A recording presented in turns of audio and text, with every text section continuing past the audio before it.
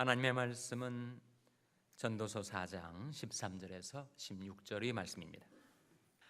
가난하여도 지혜로운 소녀는 늙고 둔하여 간암을 받을 줄 모르는 왕보다 나으니 저는 그 나라에서 나면서 가난한 자로서 옥에서 나와서 왕이 되었음이니라. 내가 본즉 해 아래서 다니는 인생들이 왕의 버금으로 대신하여 일어난 소년과 함께 있음에 저희 치리를 받는 백성들이 무수하였을지라도 후에 오는 자들은 저를 기뻐하지 아니하리니 이것도 헛되어 바람을 잡으려는 것이로다. 아멘. 우리 하나님 말씀 묵상하기 전에 다시 한번 기도하시겠습니다. 하나님 아버지, 감사합니다. 저희들에게 이 은혜의 자리에 나올 수 있도록 저희들 이끌어 주신 것을 감사드립니다. 자비로우신 하나님 친히 저희와 함께 계셔서 하나님의 말씀을 저희들에게 가르쳐 주시고 깨닫게 하여 주시옵소서. 깨달은 그 말씀이 저희들의 마음, 저희들의 삶을 변화시키는 능력이 되게 하여 주시옵소서. 그 말씀이 빛을 따라, 그 말씀의 힘을 따라 저희들이 날마다 말씀을 의지하여 하나님께로 가까이 나오는 저희들의 삶이 되게 도와 주시옵소서. 하나님께서 이 시간 친히 저희와 함께 계셔서 하나님의 말씀을 베풀어 주시기를 바라옵고 예수님의 이름으로 기도하옵나이다. 아멘. 할렐루야. 서로의 평강의 복을 기원하는 마음으로 샬롬 인사 나누시기 바랍니다. 샬롬. 샬롬. 오늘 수예배 잘 나오셨습니다. 사순절 기간이 지나갔습니다. 사순절 동안에 여러분이 드렸던 기도의 제목들 많은 응답을 받으셨습니까? 받고 계십니까? 앞으로 받으실 것 같습니까? 아마 받으신 분들도 계시고 또 그 과정 중에 계실 터인데, 우리가 하나님 앞에 기도하는 것도 중요하지만 우리 마음, 우리 삶의 방향이 그 기도 제목의 응답을 향하여 나아가는 것이 중요합니다. 기도는 기도대로, 우리의 삶의 발걸음은 또 발걸음대로 따로따로 움직여진다면 우리에게 기도의 응답이 이루어지지 않겠죠. 하나님 앞에 진실한 마음으로 간구했던 그 기도의 제목의 방향대로 우리의 삶이 움직여지고 진행되어야 우리에게 응답이 속히 임하게 될 것입니다. 오늘 벌써 3월 30일, 내리면 3월 마지막 날, 이제 2016년도도 벌써 1/4분기가 지나고 4분의 3이 남게 되었습니다. 얼마나 시간이 빨리 지나가는지, 연초에 여러분이 하나님 앞에 작정하셨던 새해 결심들 다시 한번 기억해 보시고 역시 그 방향으로 여러분의 삶에 발걸음이 진행될 수 있게 되시기를 바랍니다. 오늘 전도서 4장 말씀을 대하게 되는데, 이 말씀이 누구를 가리키는 말씀인가? 소녀는 누구고 늙은 왕은 누굴까? 이 말씀이 확연하게 깨달아지지 않습니다. 먼저 13절, 14절 두 절 한번 같이 읽겠습니다. 전도서 4장 13절, 14절 말씀 같이 읽습니다. 시작. 가난하여도 지혜로운 소녀는 늙고 둔하여 간암을 받을 줄 모르는 왕보다 나으니 저는 그 나라에서 나면서 가난한 자로서 옥에서 나와서 왕이 되었음이니라. 이 말씀에 나오는 소년하고 왕하고 누구를 가리킬까요? 이 말씀을 언뜻 보면 이 소년은 솔로몬을 가리키고 왕은 솔로몬의 아버지가 누구죠? 다윗 왕을 가리키는 것이 아니겠는가, 이렇게 생각하기가 쉬운데 그 해석에는 상당한 무리가 따릅니다. 왜 그렇습니까? 먼저 다윗 왕, 선친 왕을 이 전도서의 기자인 솔로몬이 늙고 둔하여 간암을 받을 줄 모르는 왕으로 묘사할 리가 없겠죠. 자기 아버지를 정말 존경하고 신뢰했던 솔로몬이 자기 아버지를 평가하면서 늙고 둔하고 간암을 받을 줄 모르는 그런 왕, 그렇게 말할 리가 만무하죠. 또 그 다음 구절에 나와 있는 저는 그 나라에서 나면서 가난한 자로서 옥에서 나와서 왕이 되었다. 솔로몬이 무슨 옥에서 나와서 왕이 됐습니까? 그렇지 않단 말이죠. 물론 다윗도 그렇지 않고 솔로몬도 그렇지 않아요. 그러니까 이 전도서의 기자인 솔로몬을 염두에 두면서 이 말씀, 이 가난하고 지혜로운 한 소년과 늙고 둔한 간암을 받을 줄 모르는 왕을 바로 선친 왕이었던 다윗 왕과 그 아들 솔로몬, 물론 왕이 되었지만 그 부자지간이 관계로 볼 수 없습니다. 그렇다면 누구를 가리키는 것일까?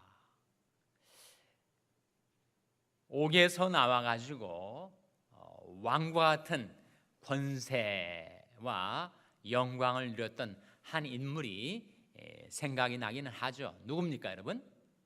누구예요? 요셉이 그렇잖아요. 요셉이 감옥 속에 갇혀 있다가 그가 애굽의 총리 대신 애굽 왕 바로가 말하기를 내가 너보다 높은 것은 이 보좌, 이 자리밖에 없지 모든 실권은 다 너에게 주겠다. 사실상의 애굽의 최고 지도자로 등극을 했었던 이 요셉을 떠올린단 말이죠. 그러나 그건 역시 이 문맥에 정확히 일치되지 않습니다. 그래서 이스라엘 역사 가운데 이 가난하고 지혜로운 소년하고 이 늙고 간암을 받을 줄 모르는 왕을, 그 관계를 가장 근접하게 보여줄 수 있는 한 부자지간 왕을 두고 솔로몬과 르호보암, 솔로몬이 아들이죠. 둘 다 왕이 되었습니다. 솔로몬과 르호보암을 빗대어 언급하는 것이 아니겠는가라고 하는 해석이 있습니다. 해석이에요. 정확하게 맞다라고 하기에는 좀 어려움이 있습니다. 물론 솔로몬이 자기 자신이 나중에 늙어가지고 젊은 날에 그 지혜는 다 사라져 버리고 우상 숭배를 하고 처첩을 1000명을 거느리면서 그야말로 주주육림 속에 살아가는 가운데 그 지가 다 떠나가 버렸던 솔로몬이 타락으로 인해서 나라가 두 동강이 나지 않았어요? 북왕국 이스라엘과 남왕국 유다로. 남왕국은 솔로몬의 아들 르호보암이 다스리고 북왕국은 누가 다스렸죠, 여러분? 누구였습니까? 여로보암이었단 말이에요. 그래서 자신의 장래를 이렇게 자가 비판하듯이 이렇게 시사한 글이 아니겠는가라고 해석을 하는데 역시 그것도 하나의 해석일 뿐입니다. 그다음에 이 말씀이 우리에게 주어진 뜻이 무엇일까요? 그것은 연령의 구별 없이, 신분의 구별 없이 그가 가난하고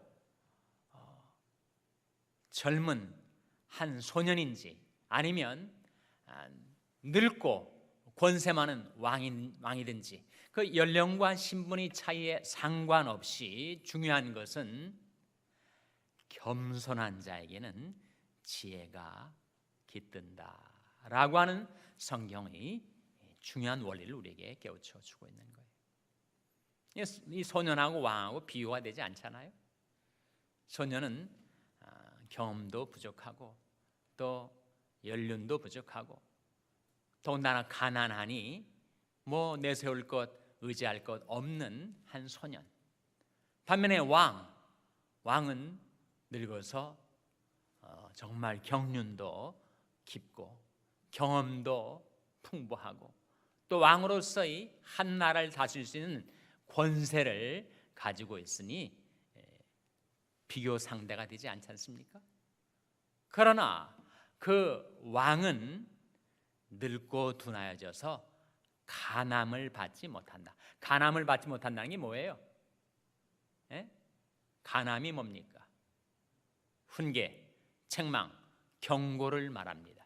그래서 자신의 권세를 의지하고 자신의 경험을 의지한 나머지 훈계를 받지 못하는 그 왕보다는 차라리 가난하고 그리고 연륜이 적다 할지라도 그 소년이 더 지혜롭다. 그런 말씀이죠. 잠언 11장 22절 말씀을 한번 펴보시기 바랍니다. 잠언 11장 2절. 전도서나 잠언서나 욥기를 가리켜서 소위 wisdom literature, 지혜 문학이라고 하는데, 전도서도 지혜를 우리에게 깨우쳐 주고 있는 것처럼 잠언서도 우리에게 지혜의 말씀을 주고 있는데, 잠언 11장 2절에 보면 누구에게 지혜가 있는가 하는 것이 나타나 있습니다. 잠언 11장 2절 말씀 한번 같이 읽겠습니다. 잠언 11장 2절입니다. 같이 읽습니다. 시작. 교만이 오면 욕도 오거니와 겸손한 자에게는 지혜가 있느니라. 누구에게 지혜가 있다고요? 겸손한 자에게는 지혜가 있다. 교만하면 뭐가 온다고요? 교만하면 욕이 온다. 하나님은 교만한 자를 싫어하세요. 사람들도 교만한 사람을 싫어합니다. 재미있는 것은 교만한 사람도 교만한 사람을 싫어합니다. 교만하면 욕이 온단 말이에요. 자기가 자랑하는 것이 수치거리가 되고 말아요. 교만하면 욕이 오거니와 겸손한 자에는 지혜가 있다. 우리가 훈계를 받을 수 있다는 것, 우리 하나님 말씀을 읽고 묵상하는 가운데 뭔가 내게 훈계가 다가오고 있다는 것은 그것은 축복입니다. 내가 그렇게 말씀을 경청할 수 있는 겸손한 마음을 내가 갖고 있다는 증거죠. 성경에 보면 훈계라는 말씀이 중요한 대목에 나타나요. 시편 16편에 보시면 나를 훈계하신 여호와를 송축할지라 밤마다 내 심장이 나를 교훈하도다. 시편 32편에 보면 내가 너희 갈 길을 가르쳐 보이고 너를 주목하여 훈계하리로다. 잠언 4장에 보면 훈계를 굳게 잡아 놓지 말고 지키라. 이것이 내 생명이니라. 사특한 자의 첩경에 들어가지 말며 악인의 길로 다니지 말지어다. 그 길을 피하고 지나가지 말며 돌이켜 떠나갈지어다. 훈계의 내용이 그거예요. 유혹이 있는 자리, 시험이 있는 자리, 유혹의 자력이 작용하고 있는 그 자장내로 접근하지 말라. 훈계. 하나님의 백성들이 이 세상에 살면서 여러 가지 시험과 유혹을 받기가 쉬운데, 경험칙상 내가 지금까지 살아오면서 나는 이런 유혹에 취약하구나, 이런 시험에 약하구나 깨달았으면 그것이 진앙지가 되어 있는 유혹의 근원지에는 애시당초 접근 금지, 가까이 가지 말라는 거예요. 훈계를 굳게 잡아 놓지 말고 지키라. 이것이 내 생명이니라. 사특한 자의 첩경에 들어가지 말며 악인의 길도 다니지 말지어다. 그 길을 피하고 지나가지 말며 돌이켜 떠나갈지어다.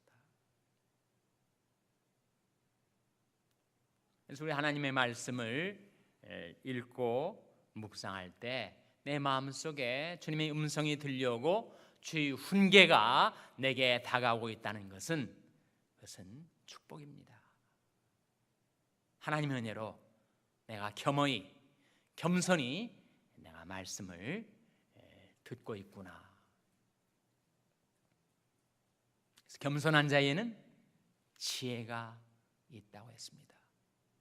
아무리 재물이 많고 권세가 높고 명예가 있다 할지라도 간암을 받을 줄 모른다면, 훈계를 들을 줄 모른다면 그는 결국은 어리석은 자가 되어서 패망당하고 말 터인데, 우리가 훈계를 받을 수 있다면 겸손한 자의 마음에 지혜가 깃들게 된다.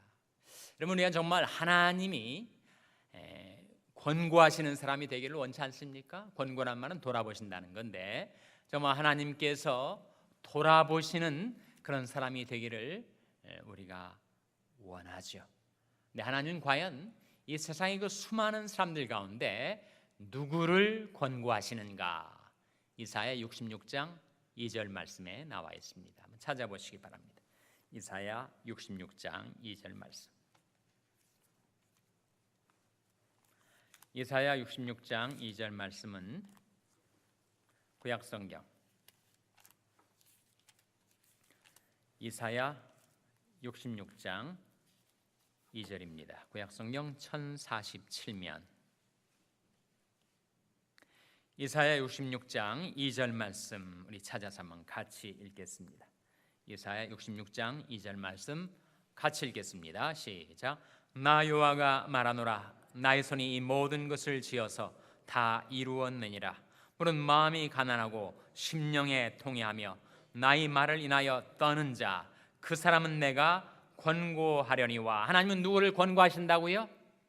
하나님은 물은 마음이 가난하고 심령에 통회하며 나의 말을 인하여 떠는 자, 하나님의 훈계를 받는 자, 경고를 받는 자, 책망을 받는 자, 그러한 겸손한 마음을 가진 자를 하나님은 돌아보신다, 권고하신다 라고 하는 말씀입니다. 아니, 나는 뭐 왕도 아니고 뭐 재물도 없고 무슨 권세도 없는 나한테 그게 무슨 말씀인가? 그런 사람은 어느 인생이나 다 인생에 굴곡과 부침이 있습니다. 잘 나갈 때가 있고 또 떨어질 때가 있어요. 업스 앤 다운스가 누구에게나 있습니다. 만일 여러분이 인생이 현재 지금 올라가고 있을 때, 잘 나가고 있을 때,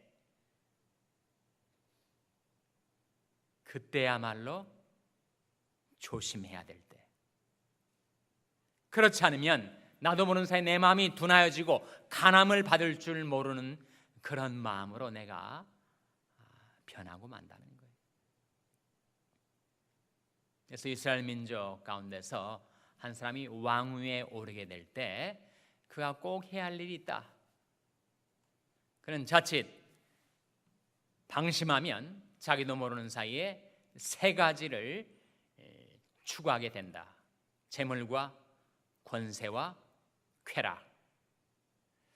그것을 좇지 않고 하나님이 주신 은혜와 축복 속에 장구하게 사는 길이 있다. 신명기 17장에 나오는 말씀이죠. 나는 왕도 아닌데가 아니라 내가 만일 대리였는데 과장이 되고, 전도사였는데 목사가 되고, 집사였는데 장로가 되고, 내 인생 가운데 무언가 득의하고 성취가 있고 그리고 성과가 있는 삶을 내가 현재 살아가고 있을 때, 그때 내가 해야 할 일이 있다.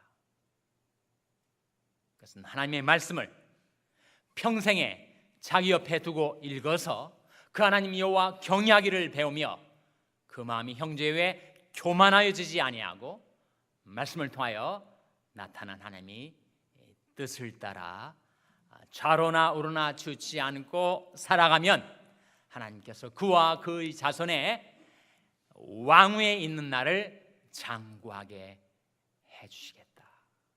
약속입니다.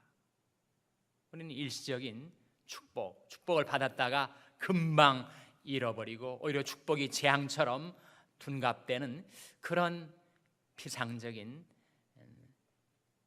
인생을 살기를 원치 않아요. 하나님께서 우리에게 주신 축복이 장구하게, 그래서 내 당대뿐만 아니라 내 자식 때도 그렇게 하나님의 축복을 받아 누리며 사는 길이 바로 거기에 있다는 것입니다. 하나님의 말씀을 평생에 자기 옆에 두고 읽어서 그 하나님 여호와 경외하기를 배우고 내 마음이 형제 위에 교만하여지지 아니하고 하나님의 뜻을 받들어 좌로나 우로나 치우치지 않고 살아가는 그 삶. 금년에 4분의 1이 이제 지나고 있는데 이런 연초에 계획하신 말씀 읽기 계획 다시 한번 기억하세요.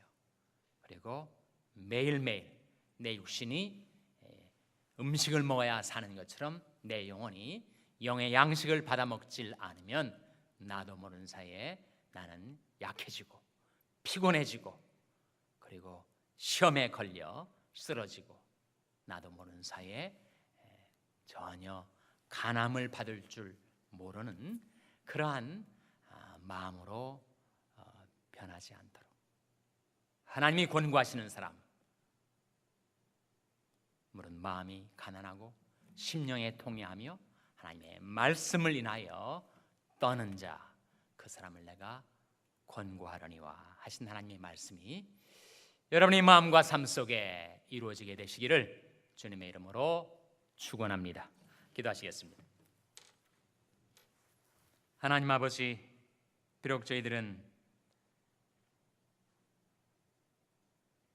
권세도 없고 경륜도 없고 재물도 없어서 가난하고 일천한 소년과 같을지라도 참으로 저희 마음이 하나님의 말씀을 의지하고 겸손하여 주님께서 저희에게 주시는 훈계를 들을 수 있는 그런 마음 갖고 살게 도와 주시옵소서.